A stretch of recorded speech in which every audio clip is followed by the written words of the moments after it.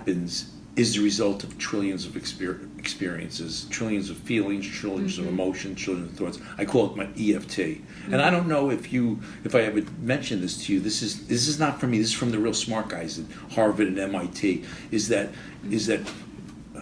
we have something like 50,000 EFTs a day, and an EFT is you're looking at me right now. You twitch your hand, you move your hand, you're holding the camera, you pick your nose. I mean, anything is no. I'm just digging right now. No, she's not. Yeah, guys, digging for gold. She's gorgeous. But you know what? An EFT, it's an emotion, feeling, thought, and you have 50,000 when you're driving the car, when you're touching your finger. Yeah, everything's an EFT. And the thing is that this stuff accumulates over life. Now, 65% of this stuff is negative. It's so negative. That is the reality of your life. Now, here's another interesting thing. 95% of these EFTs, so when you're like 20 years old, you have millions of these EFTs that are experienced. Now, I'm not saying for people to walk through life and say, oh, you know what, I had a horrible childhood and my dad was an alcoholic and he beat my mother and that's why I'm a serial killer. I'm not saying that, but I'm saying you have to at least open your mind to what's real. And most people, I call our nation now, I call it the bipolar nation, because people have so much pent-up stuff inside of them that is not because they didn't react to something the right way as a kid. It's because it's just reality as a human being, as a Homo sapien. This is what it's like in this world. And this is a really interesting statistic, is that 95% of all these experiences that you have in your life, they sit in your unconscious. Yeah, the unconscious part of your brain is so important. People don't even realize that's really what drives everything that you do. You know that. We've talked about that before. So some people, it depends on your school of thought, which psychological school of thought. Yeah. So some call it subconscious, some call it unconscious. Yeah. It's all the same. It's the same, yeah.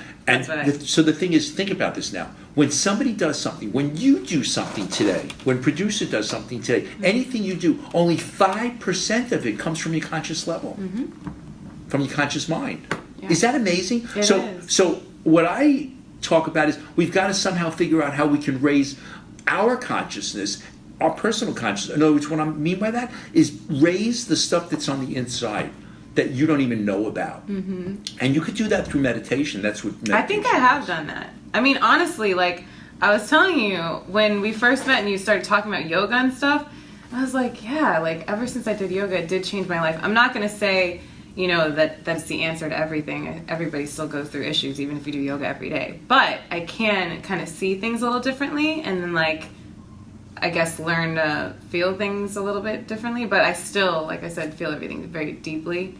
And it's just I don't know. But the meditation and yoga helps. It makes you feel good anyway. Well, what it does is that it gives you a roadway into that part of your mind that is incredible. There's heaven on earth inside there. There's paradise in there. I mean, I've said that I have what's called BPD, borderline personality disorder. And when did you feel like, or when were you diagnosed with that? And so it's a kind of a dualism here. Here I'm talking about yoga and how I feel heaven on earth. I do 90% of the time, 95%. But there is another percent of the time where my behavioral or borderline personality disorder flares up, and it is hell. Yeah. So I live a life of hell and heaven, and I really do believe that the entire nation. I'm going to give you some statistics. 6 million people in America have been diagnosed with bipolar. I've been diagnosed with bipolar. Can you actually, I know you know a lot about this, which I'm so glad that you do, because I don't really know what exactly is bipolar. I think that's a confusion in our country, or in the world, it's everybody. What exactly does that mean if someone says, I have bipolar disorder? What is it? It's hard to explain, I'm sure, but I just want to know what you think. I'm going to say a couple of things so for you folks out there that have depression or bipolar or behavioral personality disorder, you're not alone. Yeah. And I think the biggest issue with this whole thing is that people keep it inside. They don't have the support. They don't express it. And then they end up like someone like me. Look, again, I'm a guy that's meditated 14,000 hours, but this bipolar, this borderline personality, or whatever they want to call it, BPD, there's a manual called the DSM, Diagnostic Statistics Manual. It's the Bible of the psychiatric profession. I can stand up, and I don't want to be boastful about it, but I can stand up against any American Psychiatric Association meeting, APA. I can with any of them, and I can stand there and talk head to head, toe to toe with them, because I've lived this for 30 years. I'm literally a scientist. I've lived with this disorder, this disease, for 30 years, and the beauty of me being able to live with it is that I'm also a yogi. Yeah. And so, what would we do without yoga? Like, I swear to God. Well, the thing is that I think I would be dead. Like, literally, I'm not kidding. Like, well, when I say yogi, I use it maybe as maybe as colloquially. It's somebody that witnesses what they're doing. Mm-hmm. I mean, that's pretty much. Some people call it a Buddhist. Some people call it an awakened one. If you're Christian, I call it a yogi.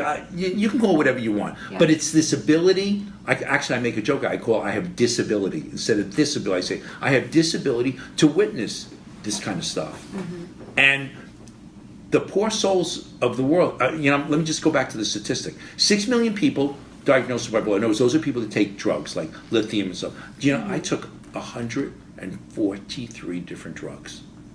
What do you mean? You've tried that many? Wow. And with one doctor or different doctors? No, I never could stay with any doctor. I also probably switch it up? ADD or something. I never found the panacea.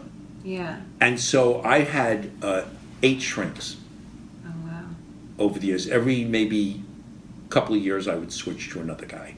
Mm-hmm. And what's an ironic thing? The very first person I had was in 1991, Dr. Sorosky, Arthur Sorosky, I remember. He was considered the preeminent psychiatrist for bipolar in the San Fernando Valley. For you people that aren't from California, that's a suburb of L.A. proper, and it's pretty much L.A. Yeah. Also, I call it the white L.A., whatever. The family, whatever. I know what you mean. Okay, and the thing is that he was, and you know what? He would have me come in there. This is so typical of our psychiatry, and I'm not going to blast the psychiatric profession, but I'm going to blast my experience. I'm going to expose my experiences. I'd go in every 3 months. Mm-hmm. He'd keep his head down. I swear, I'm an eidetic. I can visualize stuff like in the moment, and I see him. He's sitting there. He never looked up at me. I was new to this business, if you will. Yeah. And he'd say, "So, Gary, are you okay?" And I go, "Yes." Never looked in my eyes. He had a can of Coke. I don't know why I remember that can of Coke. And like a classic can of Coca-Cola. I don't know why. I remember that. And he drank his can of Coke, and then he'd say, "Okay, anything else?" And I go, "I guess not." And he'd say, "Okay, here's your script." Because illegally you have to go to the shrink, the psychiatrist. You can't not go. And so that was my experience with and you know what happened? He died of a brain embolism. Oh my gosh, that's so sad. Like 8 months into the thing with them. I just found that kind of just weird, almost cosmic. Yeah. Like here's a psychiatrist, the preeminent guy of bipolar, and he ends up dying from a disease of his brain. So, anyway, I took 143 different drugs.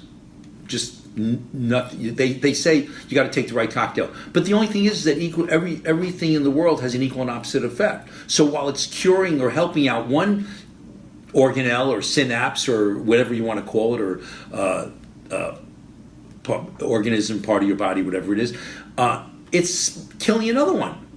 Yeah. So. And I was gonna say that's a huge discussion and thing that people want to talk about now is, should you try to fight it naturally? Should you take drugs? Any issues that you're having? But obviously people need the medicine to get through certain issues, you know what I mean? Look, some people are afraid to take medicine. I've been afraid, I'll admit it. Ironically, I'm anti-medicine. I'm very afraid. I actually I believe that if you take medicine, no matter what, this is almost a guarantee in life. If you take medicine, whatever it's doing good in your body, it is doing something deleterious or a little bit harmful to another part. Yeah. That's just the way it is. And I experienced that.